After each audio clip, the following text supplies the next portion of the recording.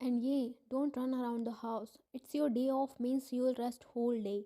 No unnecessary baggage of work, no cleaning, no laundry, and obviously no cooking. And yes, and my husband, dearest, went on with his lecture that he had been delivering since he woke up. I stood before him with a bored expression, more tired than earlier because of his never ending long speech. And yes, do not start working on new cloud designs. You had been doing it since last month non stop without having a proper meal or sleep. This free time is for you to laze around, doing nothing but eat, sleep, and having fun. And another set of speech went on while he was busy instructing me the do's and don'ts of my days. I turned my focus on his lips, which were deliciously moving with each word he uttered. His voice faded away in the background as my whole attention was in his kissable lips, which were looking mouth-watering and enormously tempting. I licked my lips mindlessly, an obstinate urge of tasting those lips surged within me. Carried away by my desires, I inched towards him. Stopping at his very close proximity, I tiptoed to match his face level, my eyes stuck at his round, heart-shaped lips. His words muffled in my mouth when I placed my lips on his. I noticed him stiffening at my sudden move. It only retained for a fleeting moment before he relaxed. He sighed against my lips. I kept my lips connected to his without moving, having my sweet time to enjoy the moment. We stayed like for a few minutes without making any movement, enjoying each other's closeness. I parted away, stepping 2 steps back. He grumbled incoherently, wanting more. I internally smiled. I was also craving for the insatiable desire. Biting my lips to suppress my gushy smile, I maintained a nice distance from him before he could grab me and made me breathless. Don't worry, Mr. Husband. I'll take rest and would not dare to do any work, okay? I assured him, though deep inside I know I would do anything but rest. My overly energetic self can't sit in the same place for more than a minute except when I am working. He narrowed his eyes, not believing my words, nevertheless nodded. Now, if you're done giving long speeches and schooling your adorable wife, you can leave for work. I threw a tight lipped smile towards him. I frowned when his lips twisted into a playful smile and he stubbornly shook his head. There is one thing left. He raised his index finger, grinning profusely. I blinked my eyes perplexedly when he stepped towards him. As I tried to step back, he held my arm and yanked my body towards him.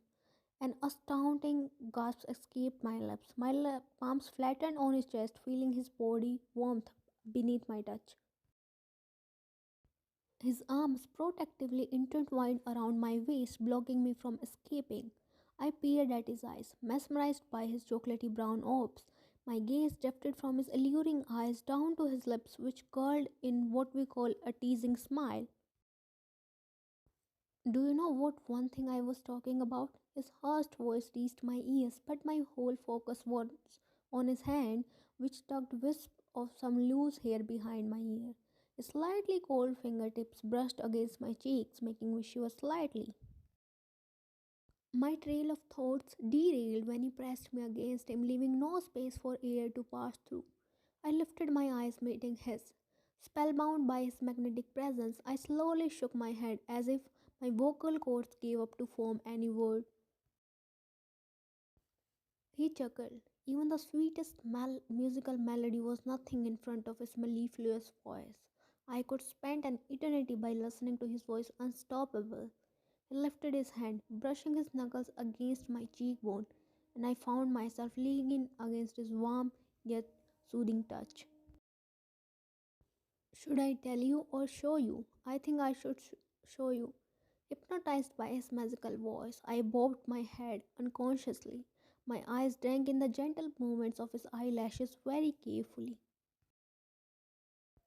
He leaned in, and before I could process the situation, I felt his lips hovering over mine. I felt him smiling against my lips when my hands moved upward, one hooked around his neck while other disappeared in his dark black locks. Parting his lips slightly, he tapped my lower lip between his and gave a gentle suck once, twice, thrice. I closed my eyes, blindly following his movements as I melted in his arms like ice melts under the warmth of sun. Gentle caresses turned into intense lip lock as we continued to devour each other like there is no tomorrow. After a few minutes of imperceptibly assaulting each other's lips, we slowly parted away, wet remnants of our intense moments still connecting our lips. As I mentioned earlier, he did left me breathless, and I tried to coordinate my breathing, my heart thumping madly against my ribcage.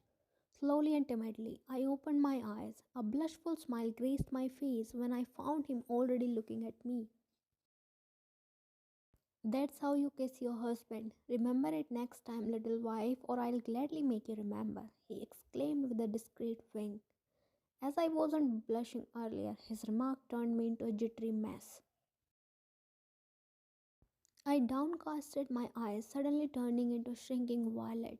I heard his soft chuckle as he encased me from his arms and moved at a small distance. I exhaled a breath that I didn't know was holding for how long. I should leave then. He pocketed up his phone and grabbed his car keys. I nodded with a slight smile. He walked over to me. My eyes shut automatically when he placed a long, just a lingering kiss on my forehead. Take care. He softly patted my cheek and I nodded, smiling like a fool who is in love with this man whom I called my husband. He opened his mouth to say something. Sensing what he was going to preach again, I kept my index finger on his lips, shutting him up before he could utter a word. I know what you are going to say. Your instructions have imprinted in my brain word to word, letter to letter. So don't waste your energy and go to your work. I lifted my finger from his lips and flicked his nose. He scrunched his nose at my move. I watched him as he turned on his heels and walked towards the front door. I felt my forehead creasing when he halted midway and turned towards me, with an impish smile marring his face and a twinkle of mischief in his eyes. The frown on my face deepened even more as I was well aware of this look. I forgot to mention one thing. My husband was one big flirt, his exclusive characteristic trait. He can flirt anywhere, anytime when he's widely awake or floating deep in a streamline in any situation. Yes, that's how Park Jamin is. I awaited his flirtatious remark. He took one long stride in my direction. I crossed my arms, spinning him under a stunned gaze. How about I stay back with you? He proposed, scraping his neck, the boyish grin on his lips unwavering. Ha, I knew it. Nope, if you stay back, there's no way I'll get to rest for a fleeting second, so no. I maliciously denied, shaking my head. Ain't no way I'm letting him stay back. His face fell, his lips puckered in a sad pout, and he batted his eyelashes innocently. Another trait alert. He's a big drama queen, a cute one.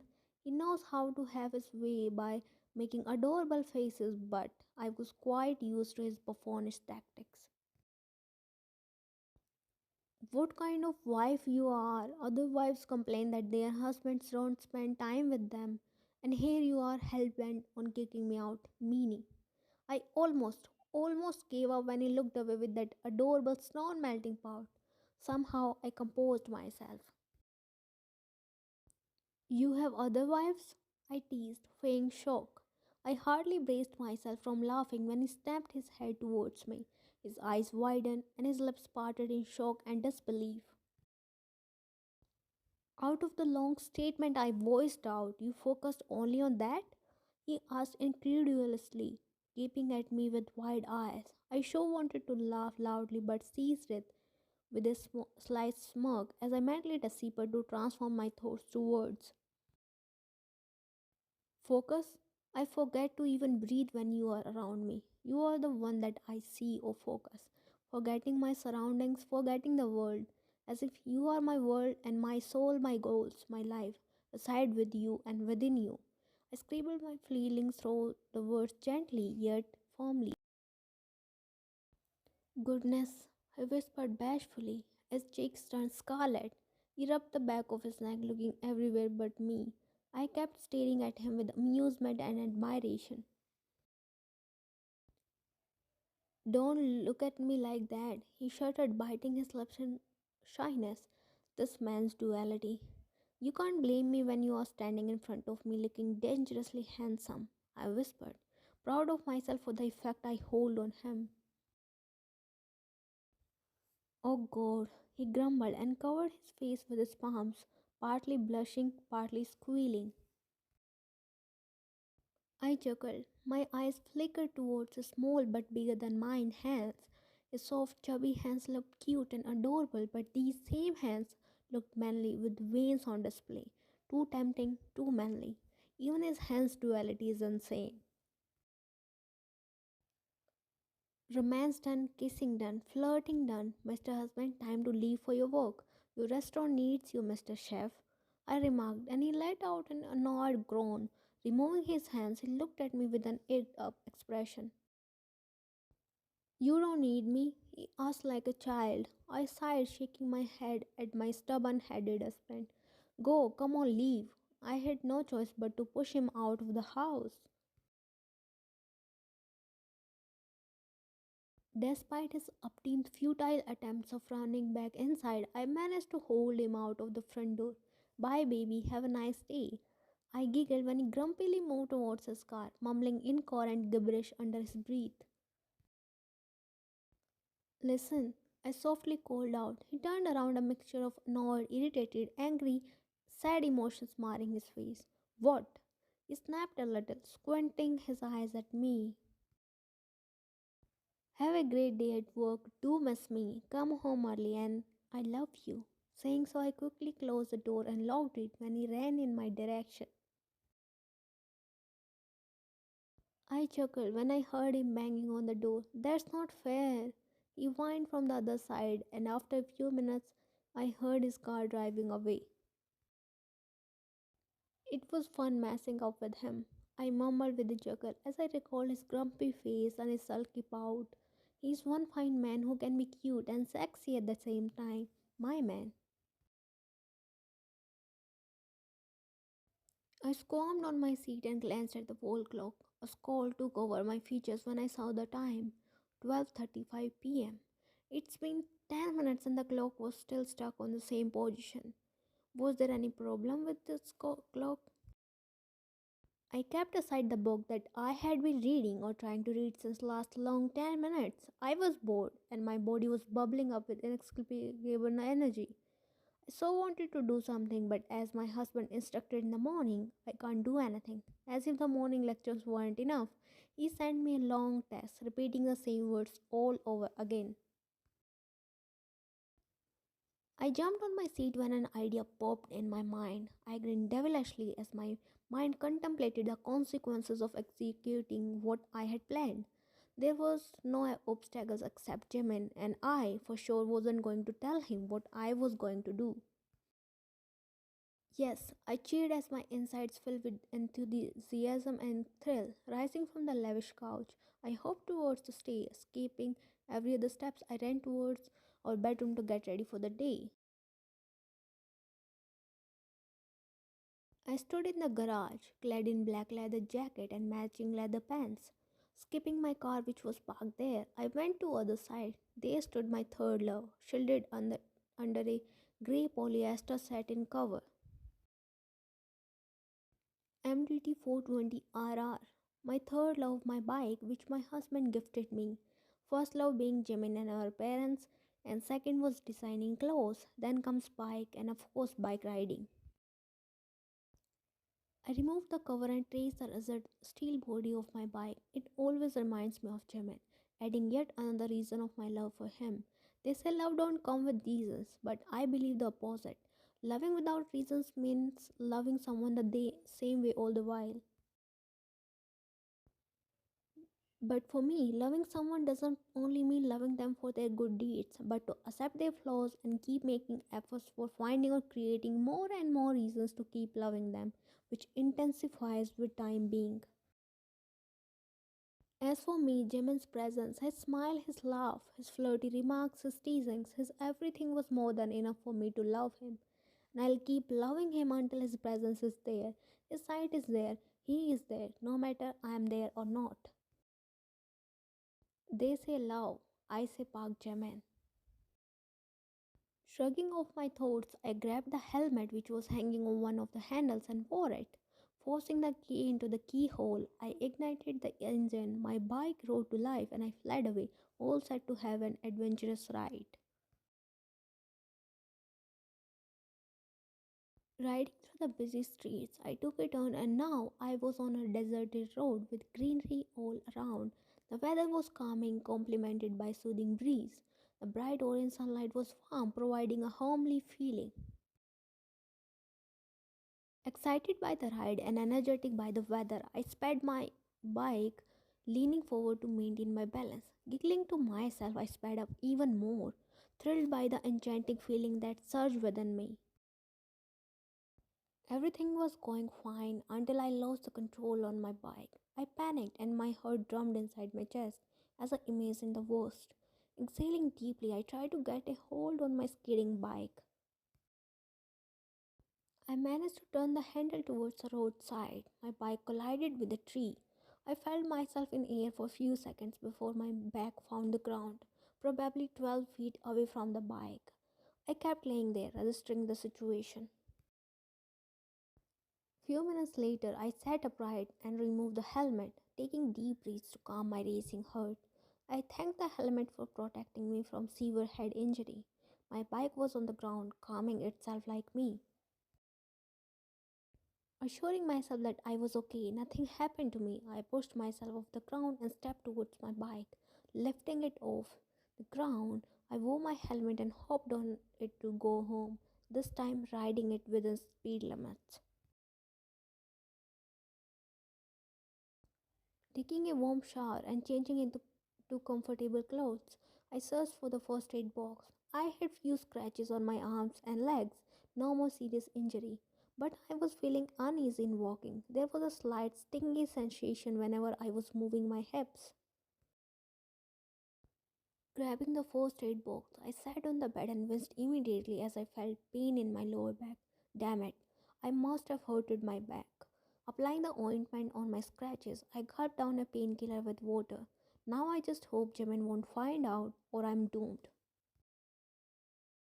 Slowly and carefully, I rested my back against the headrest, wincing with the slightest of movement. I glanced at the digital clock, which displayed 10 minutes to 5. I sighed and closed my eyes. My body felt feverish and the pain was making me cry. Maybe I shouldn't have gone out. Not long after, I felt Jimin's presence in the room. I opened my eyes and found him standing at the door looking at me with a small smile. My lips curved upward on their own. When did you come? I asked, feeling safe and relieved in his warm presence. When you were dreaming about your lover. He replied with a playful smile. Lover? I frowned in confusion. He bobbed his head, walking towards me. Your hot and handsome lover who is head over heels for you, who is fortunately your husband now. He mused as I kneeled down beside my side. I chuckled, shaking my head at my dramatic husband. He's cute. Coffee? I asked, and he instantly nodded. Go and change. I'll prepare coffee really quick. I got up from the bed, forgetting about my back pain, and it corrected instantly as a sharp pain shot in my lower back. Despite my efforts of not making any sound, a breathy whimper escaped my lips. Jimin, who was walking towards the dressing room, instantly turned towards me. What happened? You okay? He asked, his voice laden with concern. I quickly plastered a smile on my face and nodded, hoping he won't notice my painful expression. Thankfully, he didn't ask further, and with a dismissing nod, he disappeared inside the dressing room. I blew a sigh in relief and limped towards the kitchen, hissing every now and then. Aroma of coffee filled the air as I brewed coffee for us. I was in pain, and it was intensifying with time. I was controlling the urge of crying out in pain. I poured the freshly brewed coffee in 2 cups, lost in the world of pain. Again dreaming about your lover. I flinched when I heard Jimin's voice just beside my ear. I tilted my head towards him and placed a kiss on his cheek. That's it. Only on cheek. What about lips? I chuckled when he puckered his lips and placed a lingering peck on his lips. But he wasn't satisfied with just a peck. Grabbed my arm, started twirling towards himself. I clenched my jaw, gulping down the painful whimper. It went worst when he grabbed my waist and pulled me closer. I yelped in pain and a lone tear left my eyes. He instantly removed his hand, looking at me with concerned eyes. What happened, Ryan? He gently asked, worry evident in his voice. I shook my head, wiping the traitorous tear. Ryan, he called out sternly this time. I slowly looked at him with a pout. My back hurts, I voiced out with shaken tone. His eyes softened, flecks of concern shining in his orbs. Let me have a look. I immediately shook my head. No, it's one hard glare from him was enough to shut me up. Pressed my lips and looked down. He moved towards my back and lifted my hoodie, which was basically his. It swelled up and slightly bluish. It looked really bad. What did you do to have this injury? As far as I remember, you were fine this morning. He asked, his tone edgy and rough as he stood in front of me. I didn't dare to look up at him. Suddenly, the floor tiles were more interested to look at. Don't test my patience, Park Wyan. He was really angry now. I decided to not make him more angry. I fell down. My words came out as a mere whisper.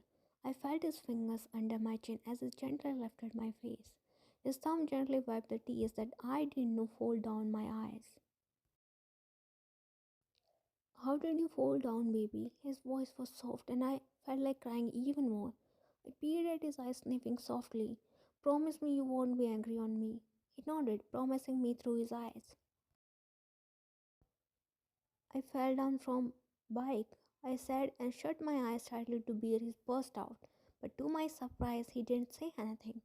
I opened my eyes to find him looking at me with cold eyes. His questionable gaze was indirectly asking me to spill more tea.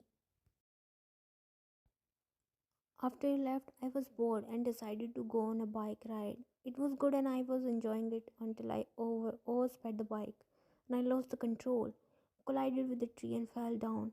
I was fine that time. I got up, dusted my clothes and rode back home. Rode back home? Are you kidding me? I flinched when he suddenly roared in anger. More tears slipped down my cheeks and I hung my head low, silently hearing his scoldings. Why did you go outside in the first place? I told you to stay home and rest. Anything could happen to you. What if something terrible happened to you? What about me? How would I survive? Do you have any idea how risky it was? His voice turned extremely low in the end. You promised you won't be angry. I'm already in pain and you are shouting on me like a heartless bimbo. Cried out, glaring at him. How can I not be angry? And above all, you were hiding your injuries. I'm so disappointed with you. I. Come here. He sighed and pulled me in his arms. I snuggled into his chest, sobbing softly. His hands retained on my shoulder, giving soft strokes. It is hurting, Jimin. My back pain was getting more intense by standing for long. Let's go to the hospital, baby, he said, and I instantly potted away from him, shaking my head in negative. No, I won't. Honestly, I hate hospitals. The smell of medicines, scary equipments, and of course, injections can make a healthy person sick. I don't want any arguments over it. Come here. He carefully picked me up and carried me outside. I let him because I knew I was at fault. He was right in every respect of scolding me for my carelessness. The doctor was scanning my x-ray reports, and I was sitting beside Jimin, still restless about the horrible experience I just had. The x-ray machine was terrifying. If it wasn't Jimin holding me, I would have fled away on a wheelchair. It's not that serious, Mr. Park, just a small tissue injury. Painkillers and antibiotics will help her recover. I'm prescribing a massaging oil. Gentle massage twice a day will help her in faster recovery. Jimin attentively listened to the doctor while I was relieved that it wasn't serious. Jimin, I can eat, my hands are not injured. He passed me a sharp glare, feeding me with his own hands. The food was delicious. Why wouldn't it? It was cooked by him. Perks of having a chef husband. You know I love you, right? And you also know I'm sorry for my carelessness. I promise I won't do it again. Please be like before. Don't be grumpy, Grandpa. I uttered with a pout as I wasn't liking his silence. All he was doing was passing me glares every now and then. I like my romantic husband who smiles, makes me smile. Come on, give me your killer smile.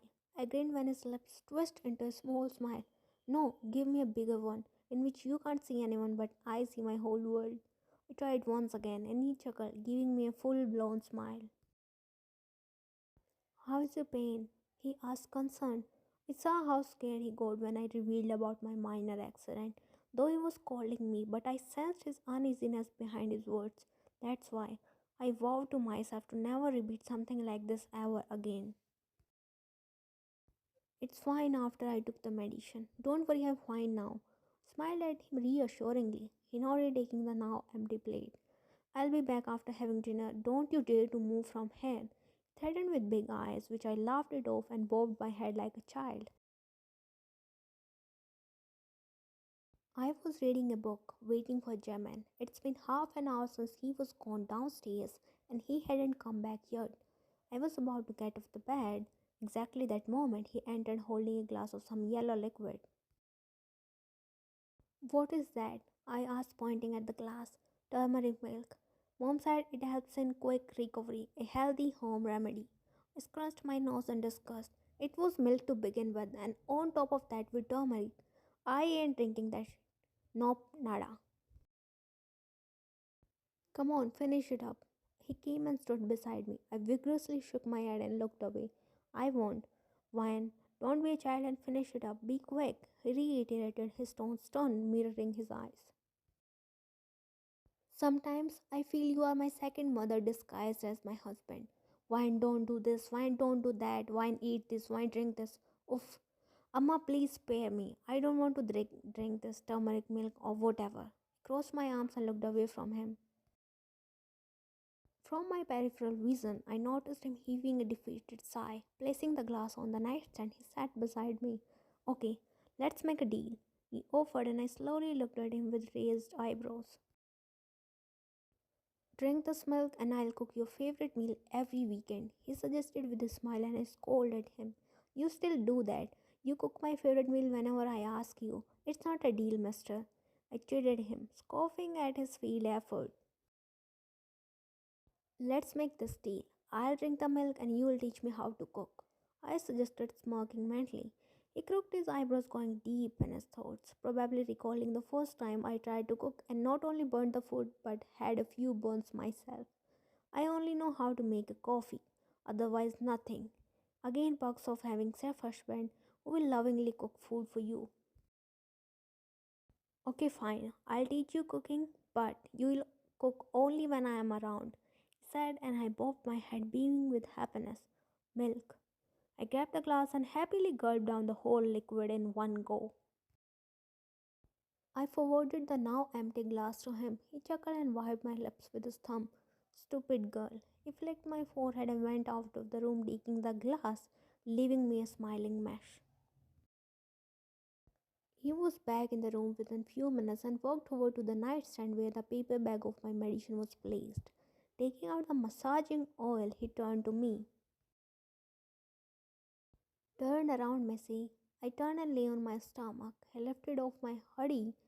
I giggled when I felt him pouring the cold oil on my back before his hands came for work. I hissed when his finger pressed on the injured area. Gently massaged my back, making me moan in ecstasy. I didn't know whether it was the oil or his magical touch, but it was relaxing. My eyes felt heavy as I felt sleepy. He moved his hands round and round, sometimes side by side, putting pressure at certain spots.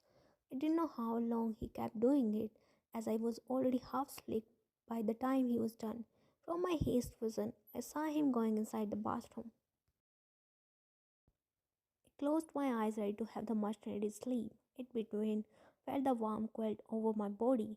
felt some suffling beside me before its strong cologne hit my nostrils. It placed a tender kiss on my forehead. Crazy girl. This was the last thing I heard before sleep consumed me completely.